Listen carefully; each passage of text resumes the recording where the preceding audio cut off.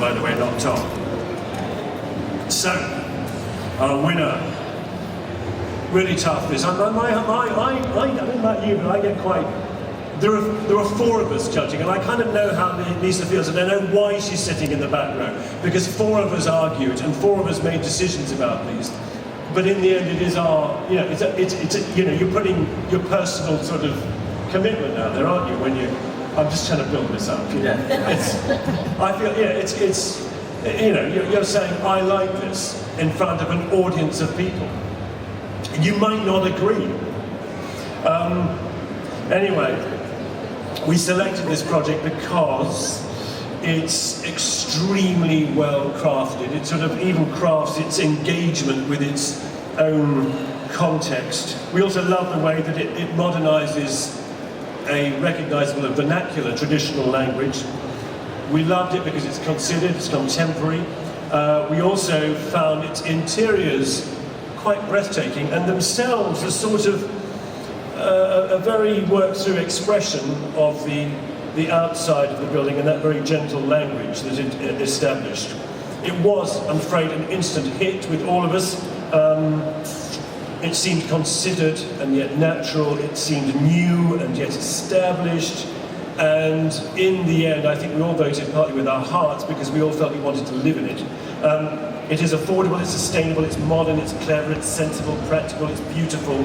It's a really interesting benchmark for other buildings of its type. And the winner of this year's Grand Design's Home of the Year, owned and designed by the architect Lucy Marston, is the Long Farm in Suffolk.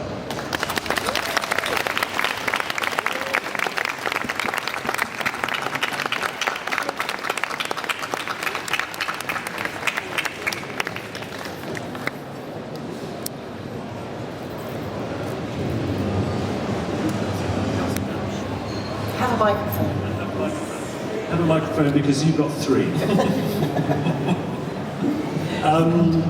Who wants to go first? This one's got a multitude. Yeah, Peter, you like this kind of building, come on, pitch it. So Lucy, Suffolk Barn, yeah? The tall, so was that your main sort of inspiration into the shape? It was really, what I wanted to do with the building was, can you hear me? What I wanted to do with the building was make a building that really belonged on the site. And I suppose when I say belonged, I wanted, it's on a farm. Yeah. I wanted to feel like a farmhouse in Suffolk. So it was, where it came from, it really did emerge from its context, I'd say. So what I looked at was particularly a lot of vernacular houses, the old Suffolk longhouse that you see all over Suffolk that has a really beautiful steep pitch and has a linear plan. That's just one room deep, and I was just really interested in that form, and that was going to work with the buildings that were already on the site. So I wanted to make a family of buildings that read together. What is on the site already? Well, it was an old farm that had fallen into disuse. It was actually sold off into different plots. So we had other neighbours, relatively near, but with their own sort of land beyond. But interestingly, the opposite neighbour won a Grand Design Award a couple of years ago. We're going to call it Grand Design Avenue. I think we need to know.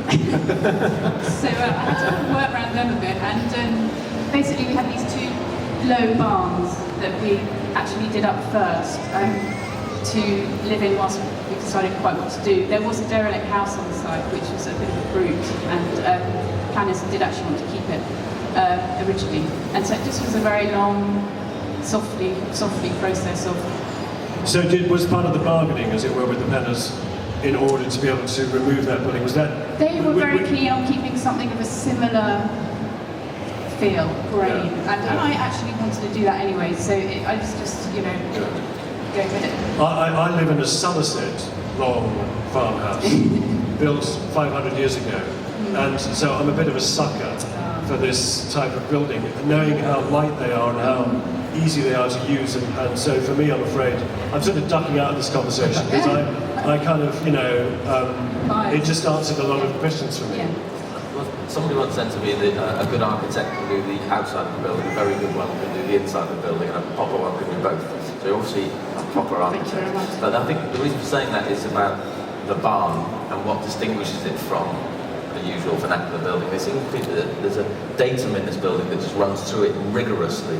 At the staircase, outside, at the top of the concrete. I think there's concrete that runs through. Can you talk a little bit about that? I mean, I think this photograph here was the one that kind of made me think.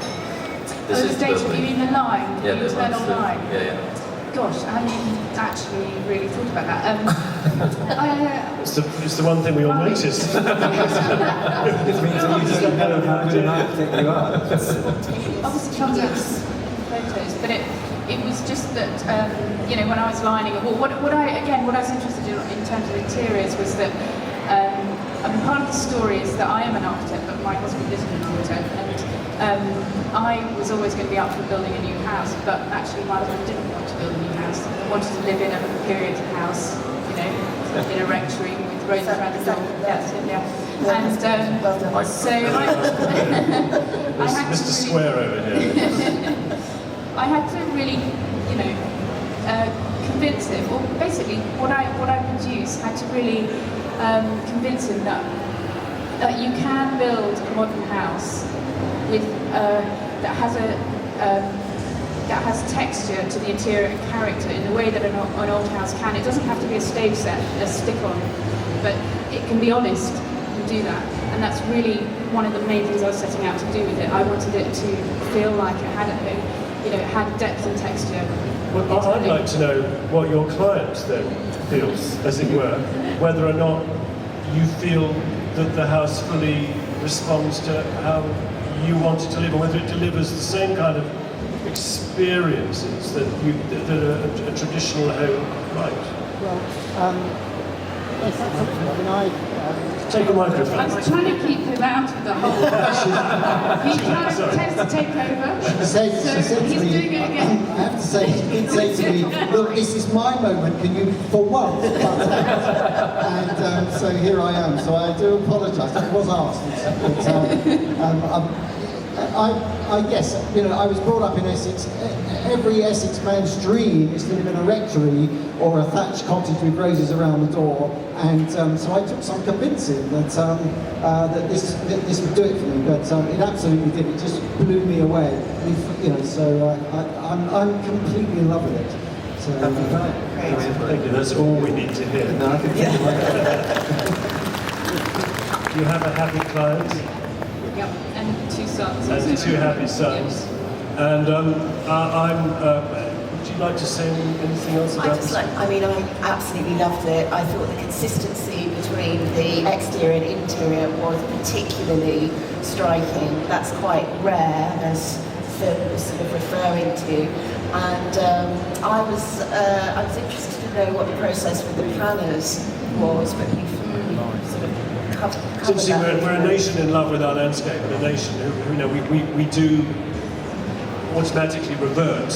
And I think it was something that we all felt, you know, this kind of, it's almost like, you know, the German relationship with the forest, you know, is something we do not understand, but we do have a relationship with landscape in this country, and I think the idea of reworking the vernacular is something which appeals to all of us. Something else I would like to say that it did drive it was that I really, when I came to design a house for myself or for my family, I felt a really big sense of responsibility in that, you know, this actually wasn't only going to be our house. When you actually are doing your own bricks and mortar, it's going to actually have other families are going to live there over future generations. And I really felt that, you know, also, you know, what's this house going to look like, not just for the photos, but in 50 years' time, in 100 years' time? Will it still be there in 200 years' time? And that really did, I started to think about these things in a way I hadn't really thought about before.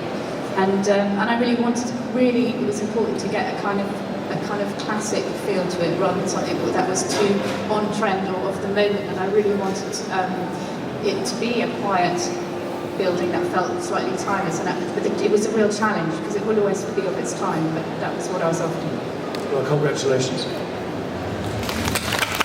Thank you, Lucy.